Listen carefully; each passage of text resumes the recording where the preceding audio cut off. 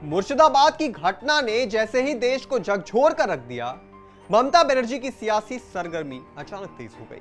अब पश्चिम बंगाल की मुख्यमंत्री खुलकर मैदान में उतर चुकी हैं और हर सुर में आरएसएस और बीजेपी पर आरोपों की बौछार कर रही हैं।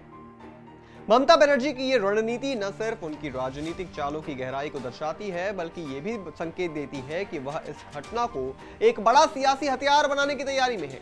हिंदुओं की जान ममता बनर्जी के लिए सिर्फ अपने वोट बैंक को रिझाने का एक जरिया है। अब ममता बनर्जी बोल रही हैं कि आरएसएस और बीजेपी बंगाल को बांटने का काम कर रही है। बताएंगे आपको ये पूरी खबर क्या है, पर उससे पहले आयन भारत को सब्सक्राइब कर लीजिए। नमस्कार, मैं हूं आपके साथ स्नेह श्रेयस। आयन भारत देख रहे हैं आप। सबसे पहले आपको ये पूरी खबर बताते हैं। पश्चिम बंगाल की मुख्यमंत्री ममता बनर्जी ने आरोप लगाया कि भाजपा और आरएसएस ने पश्चिम बंगाल में दुर्भावनापूर्ण झूठा अभियान शुरू किया है। ममता ने शनिवार देर रात 2 पेज का एक खुला पत्र जारी करके ये आरोप लगाए। इस वक्त आपकी स्क्रीन पर यह पत्र दिखाई दे रहा है।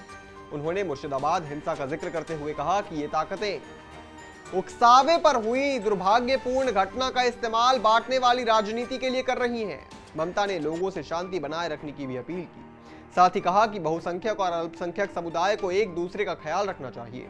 उन्होंने लिखा, हम सांप्रदायिक दंगों की निंदा करते हैं और उन्हें रोकना चाहते हैं। दंगों के पीछे के अपराधी से सख्ती बरतने के साथ साथ उनसे निपटा जा रहा है, लेकिन हमें आपसी विश्वास से बचना चाहिए।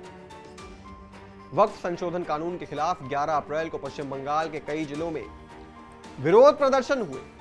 12-13 अप्रैल को प्रदर्शन हिंसक हो गए। इस दौरान पिता पुत्र की हत्या कर दी गई थी।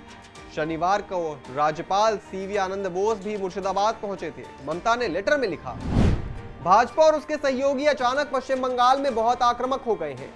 इन सहयोगियों में आरएसएस भी शामिल है। मैंने पहले आरएसएस का नाम नहीं लिया, लेकिन अब मुझे उनकी पहचान करने के लिए मजबूर किया जा रहा है। इन सभी ने साथ मिलकर राज्य में एक दुर्भावनापूर्ण झूठा अभियान शुरू किया। ये फूट डालो और राज करो का खेल खेलने का योजना बना रहे हैं। ये भयावह है। इन सब ने रामनवमी के दिन को आग से खेलने की प्लानिंग बनाई थी, लेकिन बंगाल में रामनवमी का जश्न सबसे शांतिपूर्ण रहा। इसके बाद वक्फ एक्ट के खिलाफ आंदोलन से जुड़े कुछ मामलों का इस्तेमाल करने की कोशिश की। दंगों से सभी प्रभावित हो सकते हैं। हम सभी से प्यार करते हैं। हम साथ रहना चाहते हैं। हम दंगों की निंदा करते हैं। हम दंगों के खिलाफ हैं। वो हमें संकीर्ण चुनावी राजनीति के लिए बांटना चाहते हैं। हमने कानून व्यवस्था बनाए रखने और मानव जीवन और सम्मान को बचाने के लिए सख्त एक्शन लिया है। 2 पुलिस अधिकारियों को हटा दिया है। वाह, ये तो साफ साफ अपने गुनाहों को दूसरे के मत्थे मढ़ने की बात हुई। सवाल अब सिर्फ राजनीति का नहीं, बल्कि सच को दबाने की साजिश का बनता जा रहा है।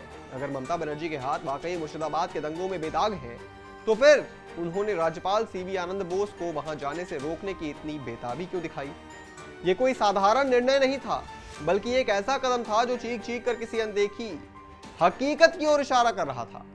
क्या ममता बनर्जी को डर था कि राज्यपाल की मौजूदगी किसी काले सच से पर्दा उठा देगी? क्या दंगों की आड़ में कोई राजनीतिक खेल खेला जा रहा है जिसे छिपाने को बेताब है? ममता बनर्जी जिस तरह से दीवारों के पीछे खामोशी गूंजने लगी है, उसी तरह अब जनता के दिलों में यह सवाल जोर पकड़ रहा है, आखिर ममता बनर्जी क्या छुपा रही है? और उससे भी अहम बात, क्या इन सब के पीछे ममता बनर्जी का कोई वोट बैंक कनेक्शन है? यह आने वाले वक्त में साफ हो जाएगा, क्योंकि पश्चिम बंगाल के गवर्नर अपनी रिपोर्ट तैयार कर रही हैं।